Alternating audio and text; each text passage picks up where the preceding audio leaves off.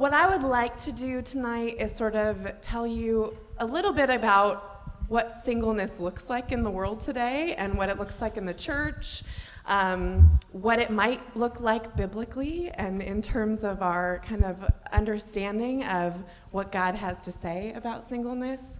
And I'll try to interject kind of my own story and perspective as we go, but I don't know if I'm going to spend a ton of time on my own journey because there is danger in a single story, right? And just hearing one person's perspective on this, and this is a very wide topic, so I'll see what I can do. So you're seeing images on the screen.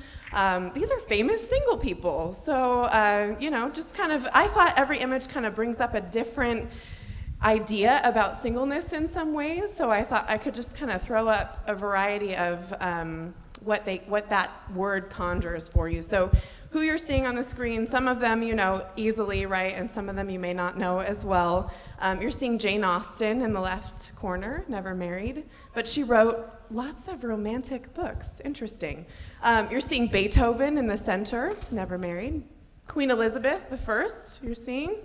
Maybe if you haven't seen those movies, it's very interesting why she stays single, so that might be interesting to explore. George Clooney, sort of the archetype in our culture of a single man, right? So that's an interesting thing that is conjured up around him. In the middle is Henry David Thoreau, if you're familiar with him. And you probably know Condoleezza Rice, right? We probably think of her as a pretty important woman in the fabric of American culture and society. So I thought it'd be interesting just to kind of throw up those images and see what comes up in you about how you characterize singleness in light of seeing particular people, right? Okay, so let's talk about singleness in the U.S. I'm going to show you some Census Bureau statistics that I think will be helpful in maybe setting the tone for what is happening in the world around singleness. Okay, so I'm going to ask for some guesses. What percentage of American adults do you think are single today? Is it on the screen? He said 44%. That was your guess? That is a really good guess. That's amazing. I thought it was already up there. That was amazing. So 44.1% of American adults are single. I don't know how he did that. It's magical. So of that, 53.6% are women, 46.4% are men. So the statistics are pretty close, right? It's not a wide variance there. 62% of that group have never been married. So the majority of them don't have a marriage in their history.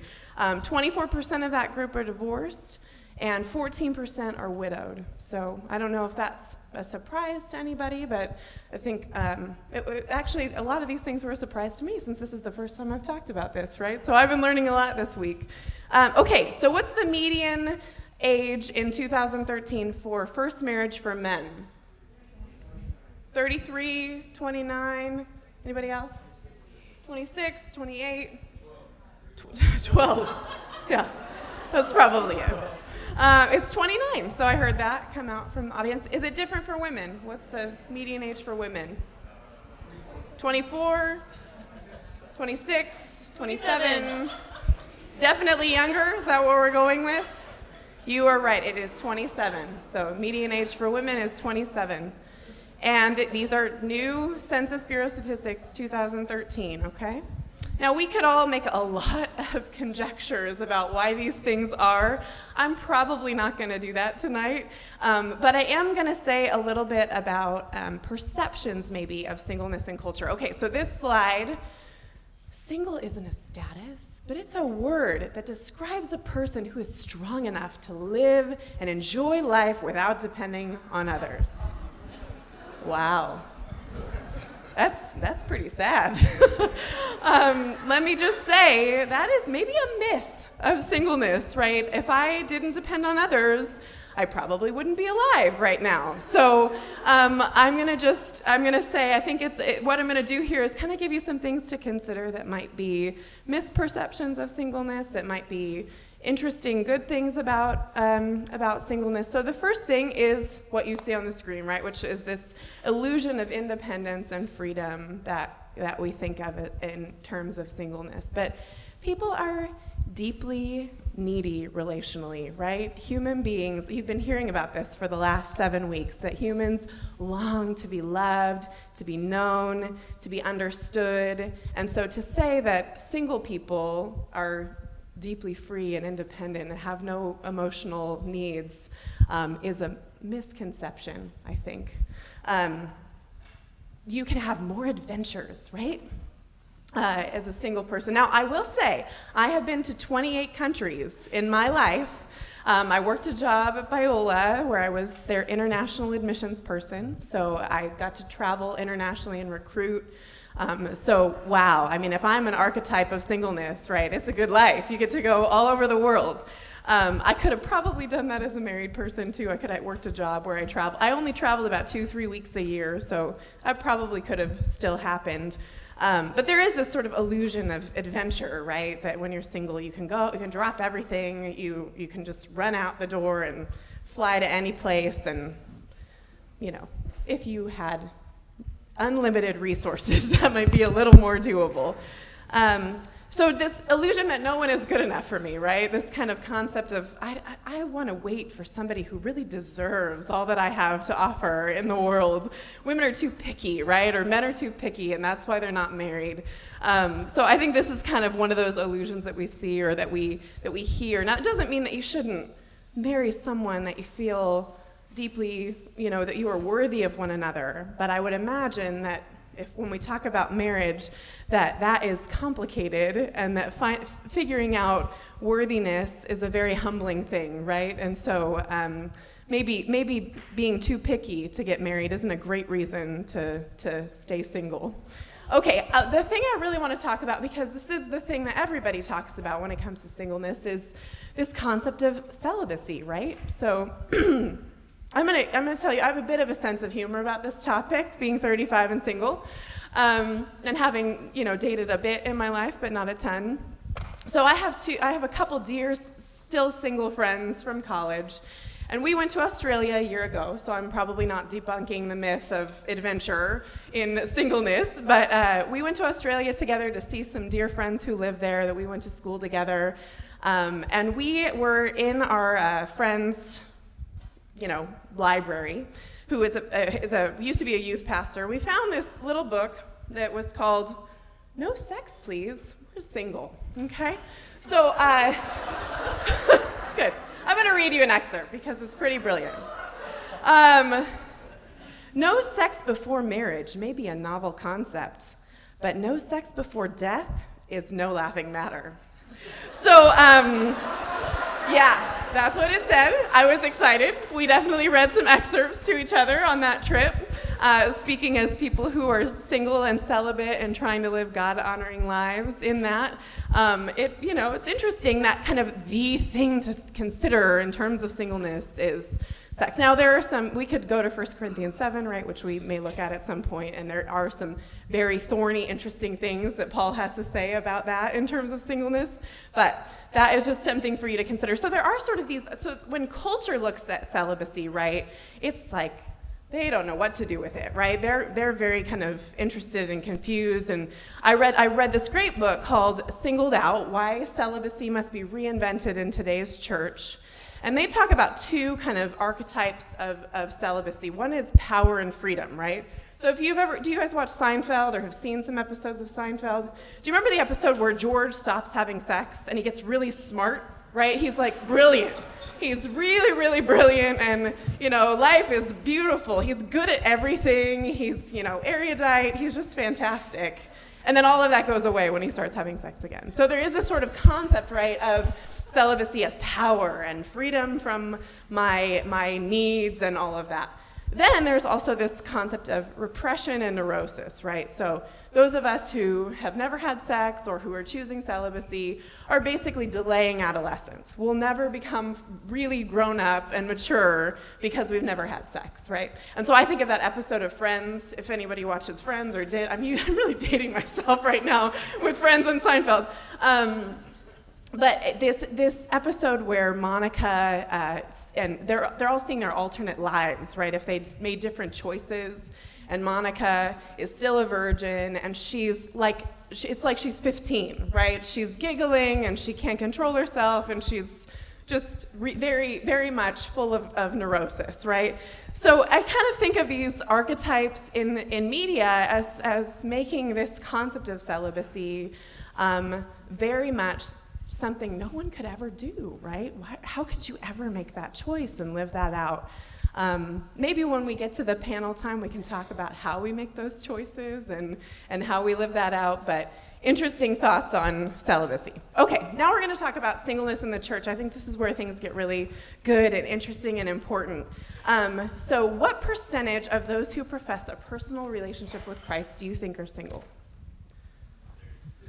30, 54, 60. Okay, 50%. So half of the people who Barna interviewed or did research with said, I'm single and I'm professing a personal relationship with Christ. Now we know that in itself is maybe not totally clear that they're an evangelical Christian attending church regularly and involved in the fabric of the community of God. So only 38% of those individuals who say they regularly attend church, only 38% of that, 50%, if that makes sense, compared to 50% of those who are married, okay? So there are fewer single people who profess Christ going to church regularly. What percentage of American evangelicals are single? If we think of that term as evangelical, kind of narrowing the description, the way we describe a Christian in culture. What percentage? 60? 30? 25%. 25% of American evangelicals are single. Now, again, we could make all kinds of conjectures about why that is, what's happening and why that's happening, but it's an interesting statistic, right? To think, is it that people feel more that they should get married earlier? Is it that people are not converting into the church because they're single and don't see a place for them? Could be any number of things.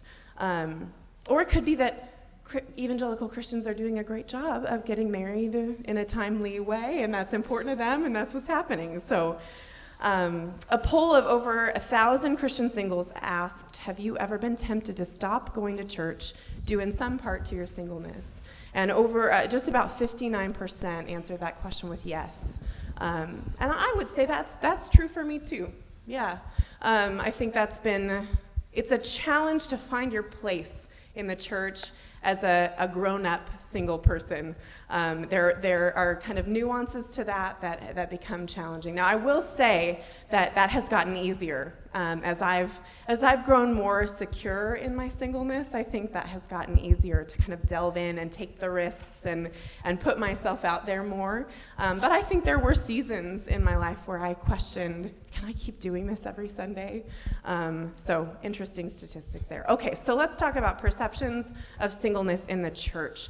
Okay, here's a good one too. Being single doesn't mean no one wants you. It means God is busy writing your love story, right? Yeah, that's what he's doing. So the implication here is that I don't have a love story, right? Because I'm still single. And I think this is a really interesting, I would say, we miss the heart of God if we think that this is what he does with us. He has written a love story far before and far after a partner, right? I'm no less loved than a married person. And that I mean that relationally, I mean that because of humans who love me, and I mean that because of his love for me. So I think that's a really good thing to be thinking about when we hear this kind of language of love story in the church, or that that's kind of, God is just waiting to give you that. Something to consider anyway. Singleness is a problem to be solved, right? So there are lots of people that I meet who are like, okay, so they're gonna figure me out. Like, why is this woman still single? What's going on with her? And that's okay. I mean, I think I'll tell you a little bit vulnerably about my story. I don't think that I discovered at 22, I'm going to be single. I'm called to singleness. We're going to talk about that in a second. I think the process of understanding singleness for me has been partly circumstantial, right? God has not brought me someone.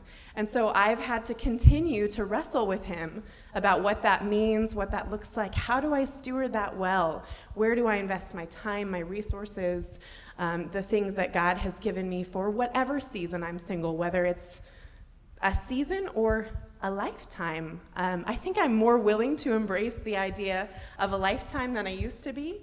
And I think that's been a healthy place for me to get. So I don't anymore see this as a problem to be solved in my life. I actually just had a conversation, though, with a friend of mine yesterday that there are singles who say at some point they realize they really want to be married, and they've built their lives to kind of have obstacles to that, right? So that's not to say that as a single person, there aren't ways that I develop barriers to being able to get married, right? And you'll talk about that maybe more when you talk about dating next week. But it is to say that if I only see it as a problem to be solved, I may not be delving into life as fully as I may want to. Okay, so then there's this question of calling, which I alluded to. So if you're going to be single, it's only because you're called, right? You have some assurance from God that you've been called to be single. And I have not had that assurance at this point in my life. Maybe I will soon. Maybe it will be something that comes. But I think this question of calling, either to be married or to be single, is maybe not true for everyone. So I think that's something that is a nuance to consider too. Single people are really lonely all the time. That's maybe a perception or a misperception. And I think I have lonely days, especially since I started doing a PhD program where I spend a lot of time at my computer and I work a 50, 60-hour work week in addition to being a PhD student, in addition to being a part of my church and invested there and trying to keep friends and family. That's hard. That's really, just vulnerably, that's a very hard thing to do. And it can be lonely when you're sitting at your computer all day on Saturday and Sunday.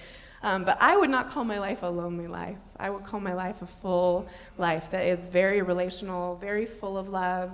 I could read you texts from people today who are encouraging me and blessing me in my promotion, in my, in speaking tonight to you. I got flowers delivered to my office earlier today. So there are people in my life who love me richly and deeply and think about me when they're in their home, and they think I might be having a hard day. And I hope that's true for every human being, whether single or married in their lives, that there is a rich tapestry of people who love you and help you feel less lonely. That is the kingdom. And we'll talk about that more in a minute. Okay, so celibacy in the church, there's this really wonderful vision of celibacy that is about chastity and holiness, and so there are some good images set up there. But then there also is sort of this concept of sin and selfishness around celibacy that can be perceived in the church. I'm not going to say too much about that, but there may be some things to unpack with that as well. Okay, so what might a kingdom perspective look like of singleness? And I'm wrestling through this too, so we'll wrestle together right now. I just put up a few scriptures to consider, a few concepts to consider. One is that, God says that the church is family in a really deep, interesting way, right? He says that he sets the lonely in families. He says that if you don't forsake father and mother and brother and sister, you can't be called my disciple. He says all kinds of crazy things about how the church should be family to one another. And that's significant as we think about people who are single, who may not have a nuclear family. What does that mean and look like? So this concept of brothers and sisters, they're actually, Joe Hellerman gave a chapel, I think a year ago, where he talked about how in the early church, siblings actually exhibited a stronger bond than in early Christian times than even spouses. So this language of brother and sister is serious language. It's not necessarily the way, I have a brother, and I think very fondly of him, but he may not think of me as his most important confidant over his wife, or as a priority over his kids. But in these times, you would have actually possibly turned to your brother sooner than you would have turned to your wife for counsel or for support. So that's interesting to think through. Singleness is commended for some, right? If you read 1 Corinthians, there's sort of this language of, if you are single, stay that way. Now there's some interesting scholarship about Paul really was thinking that Jesus was coming back, right? And maybe you'll unpack that more later. I am not a theological scholar around these things, so I'm just going to admit that. But there is language of Jesus and of Paul that sort of commends that marriage may be something that God allows or places in certain people's lives to steward because they can be more fully devoted to sort of focusing solely on the kingdom and on Christ. Okay, so then there's this interesting thing where the Bible says marriage isn't permanent, that there will be no marrying or giving of marriage in heaven. And maybe you'll talk more about that as you go through the next 8 weeks. I find that really fascinating. I don't know exactly what to do with that, but I do kind of ask, okay, what does that mean for me? As a single person, is that a freeing thing? Is that a challenging thing? What does it mean that we might not be married in heaven? And I think for married people is a little unsettling. And I think for single people, maybe it's a little bit hopeful of like, wow, we're all going to equally love and be a part of the family and embraced in similar ways. So that's an interesting thing for us to consider. There's this concept that Christ is sufficient, right? That he offers us the fullness of himself, that we can have relationship in him in a way that is enough. And that, to me, is the thing that I find to be the most true in the journey of singleness, is that Christ over and over again shows me that he is enough. I was on the way in this morning, and I listened to like gospel music in the morning on my way in. I'll tell you more about that later. But I was listening to a Kirk Franklin song that said, all right, Kirk. I'm also dating myself with that one too, probably. But it's about the storm being over, and he says, "When I walk alone, I'm not on my own." And I think that has been true for me over and over again in life, that Christ is sufficient. He comes along and he gives me people to love me, or he meets me himself. And that has been really powerful in my life. Okay, I'm going to give you a couple more things, and then we're going to have a great discussion, I think, with your professors. Okay, so John Piper says, "It is a calling to do what only single men and women in Christ can do in this world, namely to display by the Christ-exalting devotion of your singleness the truths about Christ and his kingdom that shine more clearly through singleness than marriage." So this is not saying that somehow singles, honor God more. It's to say there are particular truths about Christ that may be shown more clearly through singleness. So that I thought was an interesting thing to consider. Then Richard Foster says, "In our day we miss the profound wisdom of Paul's counsel. Marriage of necessity divides one's loyalties." So this perception that people have to get married in the church, right? He says the single person can concentrate with abandon on the advancement of the kingdom of God. Last thing, this is really the thing that I discovered this week that I loved. So if you know Amy Carmichael, you may or may not know Amy Carmichael. She was a missionary in India for 55 years. She never married. She never furloughed in the U.S. She lived there for all 55 years of her ministry. And she struggled with being single out there on her own in India. And she says, "I remember in old days almost desperately repeating to myself these lines from Ter Stegen," and she's a poet herself. She says, "Am I not enough, mine own? Enough, mine own, for thee? Am I not enough, mine own? I forever and alone, I needing thee." She says, "It was a long time before I could honestly say yes to that question. I remember the turmoil of soul as if it were yesterday, but at last, oh, the rest, for in acceptance lieth peace." And I think, whether single or married in this life, this is something we need to deeply understand, right? That we are enough. Christ sees us as the image of himself, right? We are the image of God fully as we were created, and that even in my singleness, that's still true. And in marriage, that's true. So that really ministered to me this week. And